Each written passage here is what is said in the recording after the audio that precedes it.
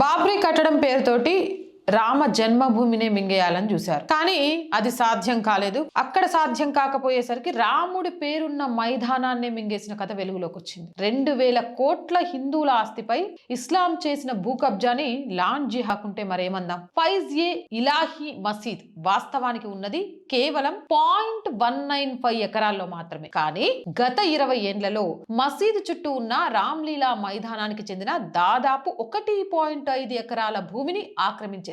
దీని విలువ ఎంతో తెలుసా? అక్షరాల 2000 కోట్ల రూపాయలు. ఈ కబ్జా ఒక్క రోజులో జరిగిందా అంటే కాదు. మొదట నీళ్ల కుళాయి కావాలని చిన్నగా మొదలు పెట్టారు. ఆ తర్వాత బాత్రూమ్లు కట్టారు.